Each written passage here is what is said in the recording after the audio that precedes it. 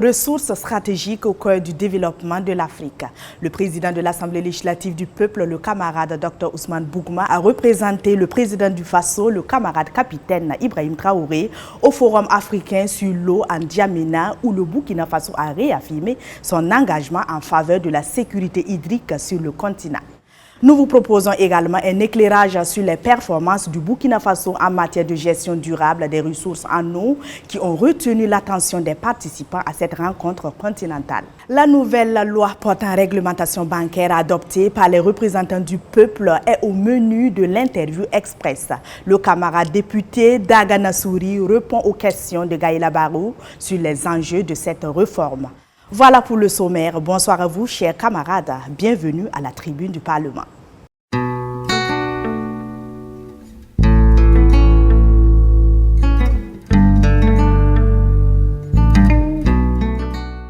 Représentant le président du Faso, le camarade capitaine Ibrahim Traoré, le président de l'Assemblée législative du peuple, le camarade Dr Ousmane Bougma, a pris part au Forum africain sur l'eau 2026 tenu les 15 et 16 juillet en N'Djamena au Tchad. Placée sous le thème de la vision à l'action, cette rencontre de haut niveau a réuni les décideurs africains autour des défis de la sécurité hydrique et du financement des infrastructures d'eau. À travers cette participation, le Burkina Faso réaffirme son engagement pour la sécurité hydrique du continent. Le reportage est signé Karim Sissé.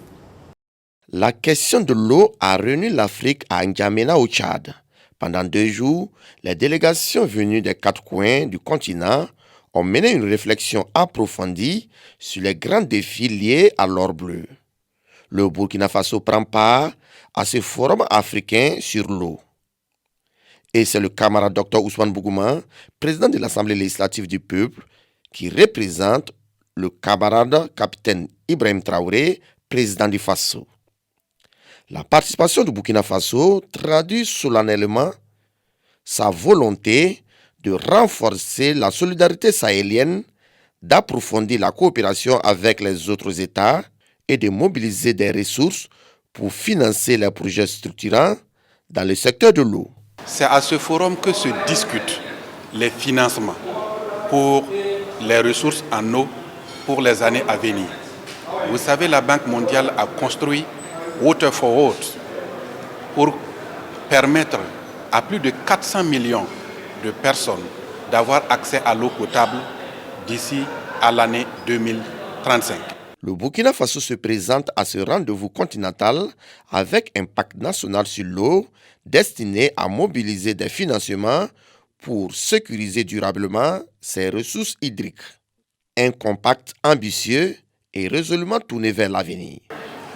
Dans le compact du Burkina Faso pour l'eau, d'ici 2030, nous souhaitons que 6 millions de personnes supplémentaires puissent avoir accès à l'eau potable et plus de 30 millions puissent avoir accès à l'assainissement. C'est dire que nous n'avons pas attendu N'Djamena pour développer une vision sur l'eau et agir. Placé sous le thème de la vision à l'action, ce forum africain sur l'eau a rassemblé une trentaine de pays du continent. La cérémonie d'ouverture a été présidée par le maréchal Mahamat Idriss Déby Itno, président de la République du Tchad. Grâce aux réformes engagées sous l'impulsion des plus hautes autorités, le Burkina Faso s'impose aujourd'hui comme une référence africaine en matière de gestion durable des ressources en eau. Une expertise qui lui vaut d'être sollicité pour partager son expérience au Forum africain sur l'eau organisé en N'Djamena au Tchad. À cette tribune continentale, le camarade Amadou Diko, ministre délégué chargé des ressources animales et halieutiques, a présenté les avancées et les bonnes pratiques burkinabées. Karim Sissé nous fait le point. L'expérience du Burkina Faso en matière de gestion des ressources en eau fait école en N'Djamena. Et c'est à l'occasion du Forum africain sur l'eau 2026. Une expérience partagée par le ministre délégué chargé des ressources animales et halieutiques, le camarade Dr Amadou Diko. Face à un auditoire composé de décideurs politiques, de partenaires techniques et financiers, ainsi que d'experts du domaine, le représentant burkinabé a mis en lumière les importantes réformes engagées sous le leadership éclairé du président du Faso, le camarade capitaine Ibrahim Traoré, pour faire de l'eau un véritable levier de développement. Depuis 3 ans, nous avons entrepris des réformes. Nous avons notamment créé au niveau de l'État l'Office national de l'aménagement des barrages. Il faut dire que nous comptons mobiliser de plus en plus d'eau en saison de pluie afin de pouvoir réaliser les productions et également abréver nos animaux et utiliser l'eau également pour la boisson humaine. L'office a été créé et équipé avec le partenariat de la Banque mondiale et nous travaillons également avec le secteur privé afin que cet office puisse chaque année curer un grand nombre de barrages au niveau du Burkina. Pour cette année, nous avons lancé le curage d'une centaine de barrages et chaque année, nous allons faire le curage de plusieurs barrages. Nous avons également inscrit l'eau comme un droit constitutionnel et tout Burkinabé doit avoir accès à l'eau.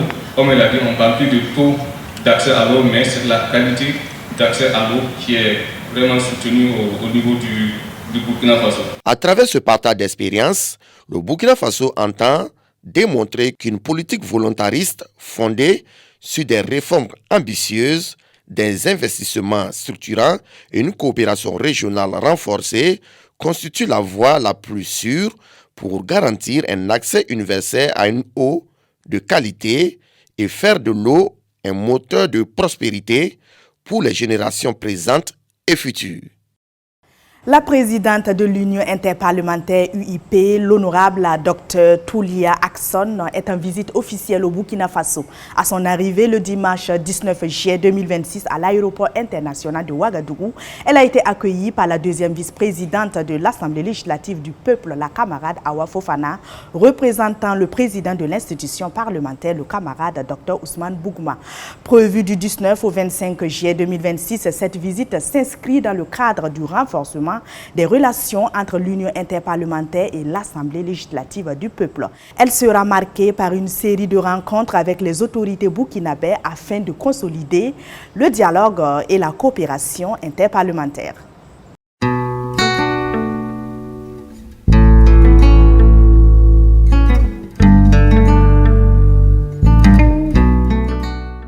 Le secteur bancaire burkinabé est désormais régi par un nouveau cadre juridique. Avec l'adoption de la loi portant réglementation bancaire, les représentants du peuple entendent renforcer la stabilité et la modernisation du système financier national. Quels sont les principaux enjeux de cette réforme et quels changements apportera-t-elle aux acteurs du secteur et aux usagers? Le camarade député d'Agana Souri apporte les éléments de réponse aux questions de Gaïla Barou. Pourquoi était-il devenu nécessaire de revoir la loi portant réglementation bancaire en vigueur depuis 2007? 2 décennies dans la vie d'un texte, ça fait beaucoup. C'est comme si cette loi n'était plus d'actualité, en tout cas pour certaines évolutions récentes, d'où la nécessité quand même de réviser la loi et de prendre en compte les nouvelles donnes qui touchent le secteur bancaire. Depuis 2023 déjà, que la décision donc d'internaliser ce projet de loi par les pays membres de l'UMOA, le Burkina Faso a jugé bon donc de le faire cette année après maintes réflexions et n'est-ce pas, analyse donc du document pour qu'il cadre avec nos réalités. Quelles sont donc les principales innovations introduites par cette nouvelle loi et en quoi répondent-elles aux évolutions du secteur bancaire? La BCEAO était obligée donc de prendre des textes pour régir certains secteurs non pris en charge par la loi de 2007. Donc cette révision a permis donc de consigner tout cela dans un seul texte. Ça, c'est l'innovation majeure. À cela, il faut ajouter l'élargissement donc du champ d'application de la loi, notamment aux établissements de paiement et aux établissements donc de monnaie électronique. Il y a aussi l'exclusion des caisses de dépôt et consignation, n'est-ce pas, du champ d'application.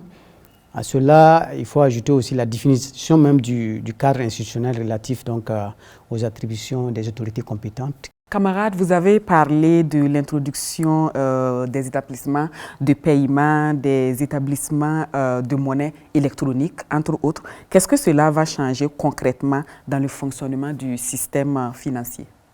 Ces éléments ne sont pas nouveaux parce que ça existe de fait. Les populations l'utilisent, les banques l'utilisent, mais il se trouve que jusque-là, ce n'était pas encadré. Et là, ça fait des risques pour les populations notamment. Et justement, donc, cet encadrement va permettre de mieux suivre les opérations entrant dans le cadre donc, de ces acteurs, qui sont les fintech et les monnaies électroniques. Du coup, ça crée une certaine sécurité pour les déposants. Dans le contexte que nous vivons aussi, vous savez qu'aujourd'hui, le terrorisme est une réalité. Ça permet aussi de lutter contre donc, le blanchiment de capitaux et le financement du terrorisme. Et pour terminer, camarades députés, au-delà des aspects techniques, quels bénéfices concrets les citoyens, les entreprises et l'économie burkinabé peuvent-ils attendre de cette réforme? Ce texte va plutôt créer donc cette crédibilité donc, de nos systèmes bancaires au niveau donc, de la sous-région, mais aussi au niveau international. Mais aussi, ça va permettre à ce que nos populations puissent bénéficier donc, des services bancaires avec donc, toutes les garanties qui vont avec et qui sont consacrées par cette loi. Merci camarades pour la disponibilité. C'est moi qui vous remercie.